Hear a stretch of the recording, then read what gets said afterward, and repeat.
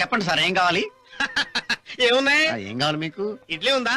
అరే ఇప్పుడే అయిపోయిందండి. ఫోన్లో ఫీల్ అవక. పూరి ఉందా? అరే జస్ట్ అయిపోయిందండి. ఉప్మా? ఉప్మా లేదు. మరి ఏముంది? మీకేం కావాలి?